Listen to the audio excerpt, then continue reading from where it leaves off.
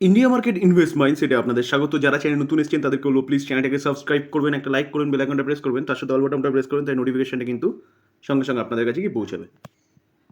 দেখুন, 2024-এর মার্চ কিন্তু শেষ হতে চলেছে, এপ্রিল শুরু হবে, কোয়ার্টার ফোরের সিজন চালু হতে চলেছে এবং তার পাশাপাশি কিন্তু ভারতবর্ষের মধ্যে সবচেয়ে বড় ইভেন্ট যেটা সেটা হতে চলেছে কি, লোকসভা ইলেকশন। তো মার্কেট তার জন্য কিন্তু একটু কনসেন্ট্রেট করছে।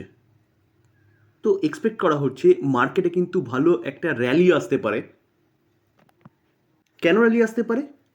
কারণ এক্সিট পোল সেরকমই কিছু একটা বলছে যে প্রেজেন্ট যে গভর্নমেন্ট আছে সেই গভর্নমেন্ট কিন্তু আবার ইলেক্টেড হয়ে আসতে পারে। তার পাশাপাশি কিন্তু আরও দুটো ইভেন্ট হতে চলেছে। দেখুন, আমরা যদি আমাদের ইলেকশনের কথা বলি, অর্থাৎ জেনারেল ইলেকশন বা লোকসভা ইলেকশন, সেটা কিন্তু 19শে এপ্রিল থেকে চালু হচ্ছে, 1 জুন পর্যন্ত চলবে। কত 543টা হচ্ছে মেম্বার বা সিট বলতে পারেন লোকসভা ইলেকশনে। তো এই লোকসভা ইলেকশনের রেজাল্ট কিন্তু বেরোচ্ছে কত, 4ই জুন। তো এক্সপেক্ট করা হচ্ছে 2024-এর যে ইলেকশন সেতে কিন্তু বিভিন্ন এক্সিট পোল মিনস কি, আগের থেকে যে মিডিয়াগুলো এক্সপেকটেশন দেয় না, যে ইন্ডিয়াতে বিজেপি হচ্ছে 378টা পেতে চলেছে এবং ইন্ডিয়া যে জোট সেই জোট 98টা, অন্য অন্য কিন্তু 67টা। তো এই ডেটা অনুযায়ী কিন্তু দেখা যাচ্ছে এনডিএ 377টা, ইন্ডিয়া 94টা, আদার্স হচ্ছে 72টা। তাহলে যেসব রেজাল্টগুলো পাওয়া যাচ্ছে না, রিপোর্টের মাধ্যমে বলুন কি মিডিয়ার মাধ্যমে বলুন, তাতে কিন্তু পুরোপুরি বিজেপি সরকার গঠন করতে চলেছে। যদি এই রেজাল্ট ঠিকঠাক হয় বা এই প্রেডিকশনটা ঠিকঠাক হয়, তাহলে কিন্তু প্রেজেন্ট যে গভর্নমেন্ট আছে সেই গভর্নমেন্ট কিন্তু আবার সরকার বানাতে চলেছে এবং প্রেজেন্ট গভর্নমেন্ট যেসব লক্ষ্যগুলো নিয়ে চলছে বা যেসব কাজগুলো করছে সেই কাজগুলো কিন্তু কন্টিনিউ করবে। তো সেই জায়গায় দাঁড়িয়ে কিন্তু আমরা মার্কেটের ওপর বিশেষ করে আমাদের ফোকাস রাখবো বা এই সময় ইনভেস্টমেন্টের কথা ভাববো। কারণ কি, কারণ প্রচুর কোম্পানি অনেকটা ডিসকাউন্টে পাওয়া যাচ্ছে, ভালো ভালো কোম্পানি। তার পাশাপাশি যদি দেখেন তাহলে ইউনাইটেড স্টেটসের যে প্রেসিডেন্ট ইলেকশন হয় না, অর্থাৎ এখন যে জো বাইডেন আছে তারও সময়কাল কিন্তু শেষ হয়ে এসছে। তো সেখানেও কিন্তু ইলেকশন হতে চলেছে কত, 5ই নভেম্বর। তো এই যে ইলেকশনটা না, এই ইলেকশনটাও কিন্তু বাজারের দিক নির্ধারণ করবে। তো সেই জায়গায় দাঁড়িয়ে কিন্তু এটাও কিন্তু ইম্পর্টেন্ট, ইউএসের প্রেসিডেন্ট ইলেকশন যেটা কিন্তু নভেম্বরে হতে চলেছে। তো এবার এই ইলেকশনকে কেন্দ্র করে যদি বলা হয় তাহলে কিন্তু ফেড 2024-এ ইলেকশনের আগে অর্থাৎ নভেম্বরের আগে বলতে পারেন 3বার রেড কার্ডের কথা বলছে। আমরা কিন্তু এই যে এফএমসির মিটিং যেটা 20 তারিখে জানতে পারলাম, 21 তারিখে মর্নিংয়ে আমি ভিডিওটা নিয়ে আলোচনা করেছি, সেখানে কিন্তু স্পষ্টবস্টি হচ্ছে পয়েল স্যার জানিয়ে দিয়েছে, অর্থাৎ ফেডের চেয়ারপারসন, কি তারা কিন্তু 0.75 হচ্ছে রেড কার্ড করবে 3 ফেজে, কত কত করে, 0.25 করে। তো সেই জায়গায় দাঁড়িয়ে যদি রেড কার্ড করে তাহলে ভারতের আরবিআইকেও কিন্তু রেড কার্ড করতে হবে। অলরেডি কিন্তু আমরা দেখে ফেলেছি সুইজারল্যান্ডের যে সেন্ট্রাল ব্যাংক তারা কিন্তু রেড কার্ড করেছে। তো যদি রেড কার্ড হয় তাহলে মার্কেটে লিকুইডিটি বাড়বে, আর মার্কেট লিকুইডিটি বাড়লে কিন্তু মার্কেট রকেটের মতন উপরে ছুটবে, যেটা আমরা কিন্তু কোভিডের পরে দেখেছিলাম। কোভিডে যখন মার্কেট ক্র্যাশ করেছিল তখন কিন্তু প্রতি কটা দেশের সেন্ট্রাল ব্যাংক রেড কার্ড করেছিল এবং রেড কার্ডের জন্য কিন্তু মার্কেট 7.5 থেকে উইদিন 1.5 মাসের মধ্যে আবার 12,000-এ চলে এসেছিল, নিফটির কথা বলছি। তো সেই জায়গায় দাঁড়িয়ে কিন্তু এই প্রেক্ষাপটগুলোকে যদি মাথায় রাখেন তাহলে গিয়ে কিন্তু মার্কেটে ভালো একটা র্যালি আসতে চলেছে। সেই র্যালিতে যদি পার্টিসিপেট করতে হয় তাহলে কিন্তু এখনই ভালো ভালো স্টক দেখে আপনাকে কিন্তু ইনভেস্টমেন্ট করতে হবে।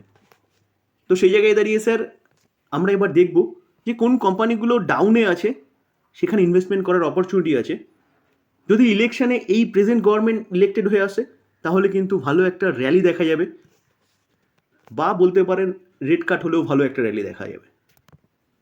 যদি অ্যাট ফার্স্ট বলতে হয় তাহলে কিন্তু বলা যেতে পারে রেলওয়ে সেক্টরে যতগুলো কোম্পানি আছে সেই কোম্পানিগুলো কিন্তু আপনার রাডারে রাখতে পারেন। কারণ হেভি রিসেন্ট দেখা গেছে প্রতি কটা কোম্পানি কিন্তু কোনোটা 20%, কোনোটা 25%, 30% কারেকশন হয়েছে। কেন কারেকশন হয়েছে? কারণ এক্সপেকটেশন ছিল কি এই বাজেটে একটা ভালো কিছু পাবে রেল, সেরকম এক্সপেকটেশন কিন্তু ফুলফিল হয়নি। তার পাশাপাশি আরেকটা কারণ যদি বলেন তাহলে কিন্তু ইলেকশনের আগে ইলেকশনে কী হবে না হবে মানুষ প্রেডিকশন করতে পারে, কিন্তু ফাইনাল কী হবে সেটা কিন্তু ইলেকশনের রেজাল্টের দিনই জানা যাবে।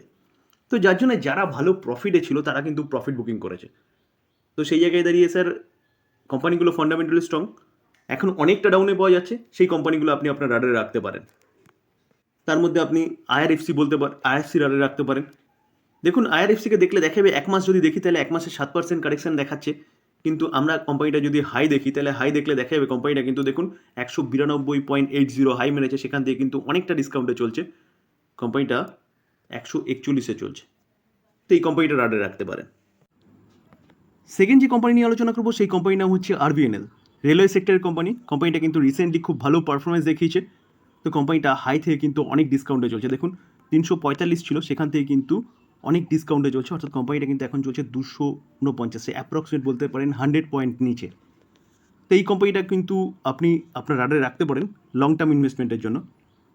যদি যেই টিকারগুলো আমি বললাম সেগুলো যদি ঠিকঠাক হয় তাহলে কিন্তু এই কোম্পানিও রকেটের মতন ছুটবে, কারণ গভর্নমেন্টের যে ইচ্ছা বা যে কাজ করছে রেলওয়ে সেক্টরকে নিয়ে, কাজটা কিন্তু এই কোম্পানির মাধ্যমেই করবে, কারণ কোম্পানিটা কিন্তু রেলওয়ে ইনফ্রাস্ট্রাকচার ডেভেলপমেন্টের কাজ করে। তো এই কোম্পানিটা কিন্তু আপনি আপনার রাডারে রাখতে পারেন।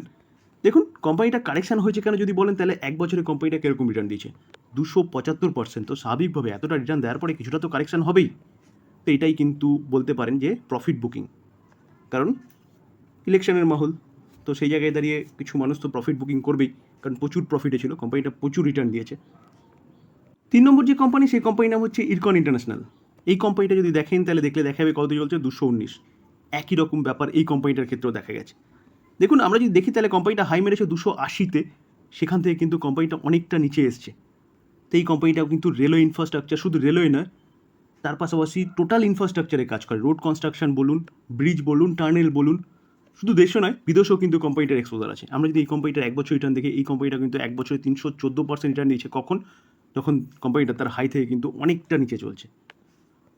তো পরিস্থিতি যদি ঠিক হয়ে যায় এবং পরিস্থিতি যদি সামলে যায় তাহলে কিন্তু, বা বলতে পারেন যে প্রেজেন্ট গভর্নমেন্ট আছে সেই গভর্নমেন্ট যদি আসে এবং রেট কাট যদি হয়, তাহলে কিন্তু এই কোম্পানিটাও রকেটের মতন ছুটবে। তো এই কোম্পানিটাও কিন্তু আপনি আপনার রাডারে রাখতে পারেন লং টার্ম ইনভেস্টমেন্টের জন্য, কারণ গভর্নমেন্ট কিন্তু টোটাল ইনফ্রাস্ট্রাকচারের উপর জোর দিয়েছে এবং ইনফ্রাস্ট্রাকচার ডেভেলপমেন্টেরই কাজ করছে। পরে যে কোম্পানি নিয়ে আলোচনা করবো সেই কোম্পানির নাম হচ্ছে IREDA, Indian renewable energy development agency limited. এই কোম্পানিটা দেখলে দেখা যাবে কিন্তু লাস্ট ট্রেডিং দিন 5% আপসাইড মুভমেন্ট দেখিয়েছে। আমরা যদি কোম্পানিটার 1 মাসের চার্ট দেখলে দেখা যাবে কোম্পানিটা কিন্তু অনেকটা ডিসকাউন্টে আছে। তো আমরা যদি কোম্পানিটার দেখুন হাই দেখি তাহলে 214 থেকে কিন্তু কোম্পানিটা অনেকটা ডিসকাউন্টে চলছে, কত 138-এ। কোম্পানিটা কী কাজ করে? কোম্পানিটা কিন্তু কাজ করে রিনিউয়েবল সেক্টরের যেসব কোম্পানিগুলো আছে, যেসব কোম্পানিগুলো রিনিউয়েবল সেক্টর নিয়ে কাজ করছে সেই সব কোম্পানিগুলোকে কিন্তু ফাইন্যান্স প্রোভাইড করছে।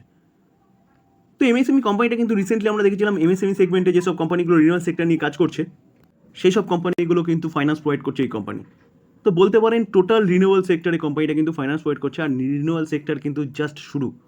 তো এই কোম্পানিটা কিন্তু তার হাই থেকে অনেকটা ডিসকাউন্টে চলছে। এই কোম্পানিটা কিন্তু আপনি আপনার রাডারে রাখতে পারেন লং টার্ম ইনভেস্টমেন্টের জন্য।